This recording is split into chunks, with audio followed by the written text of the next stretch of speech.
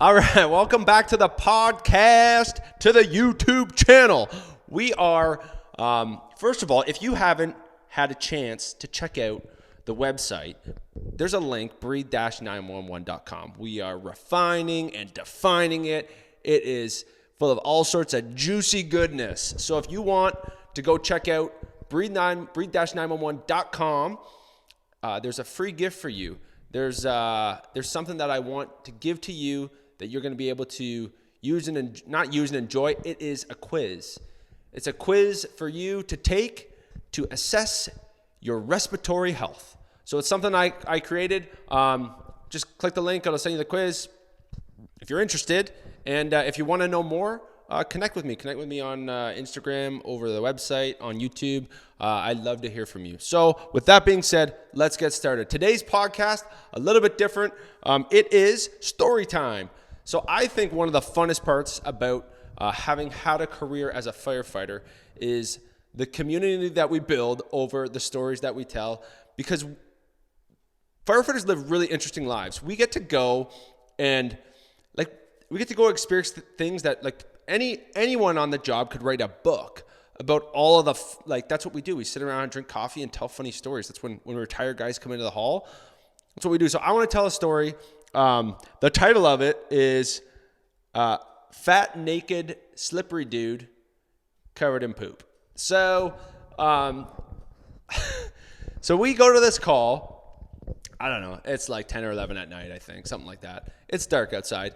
And we get called for a lift assist to assist EMS. So as we're rolling there, I've worked with this crew for a few years at this point, and we roll in, and I believe we were the first ones there. Anyways, there's this guy. I'm pretty sure he was having a diabetic emergency. He was having a shower, and now he's not. Well, the water's still on, but he's unconscious. So he's a big 300-plus pound naked dude in the shower who has a colostomy bag that's no longer intact, and he's covered in his own feces.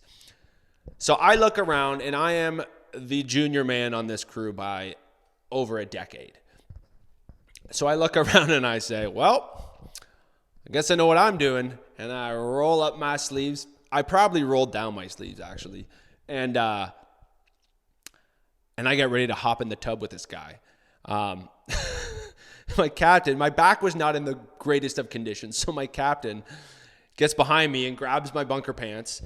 And as I shift him, he just gets, it goes, this wave of odor goes over my shoulder and just hits my captain in the face with just this horrendous smell.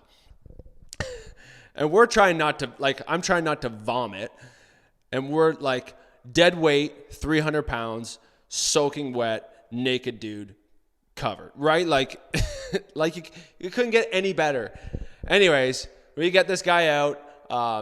We get him on the stretcher. And I'm going to tell you, anyone who worked at that hall after, if you weren't there, you definitely heard about it. And if you were there, you'll never forget it. It's these calls that bring us together, that bring us, it just brings joy, and it gives you a reason to tell a story. I think life is about living experiences that are worthy of a story. We often learn through story, in generations past, through parables, and taught, lessons were taught through story.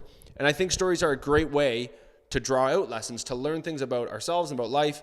And so now that I have shifted career paths and I'm doing something else, I've always done this, but I look for new ways to live a life that's worthy of telling a story. Whether that's doing crazy challenges, this year I ran a 100-mile race. I ran a 24-hour race, and I ran 100 miles in just over 25 hours, because that was a goal, to run 25 hours, or to run 100 miles this year. So I think as firefighters, those stories are kind of brought into your life on a daily, monthly, weekly, monthly basis, right? Those stories are things that, newer firefighters will look to sitting around coffee and they'll be like, I want to have stories to tell one day. And I think just living a life intentionally where we can create stories that are worthy of being told, I think that is one of the essence of living a life well lived. And I think firefighting helps a lot of people do that. That is it for today. Just a bit of a story. Thank you for giving me your time. Thank you for showing up. Thank you for being a part of the community. Give this video a like, a thumbs up, leave a comment, rating, review, all those things. We really appreciate it. We are trying to grow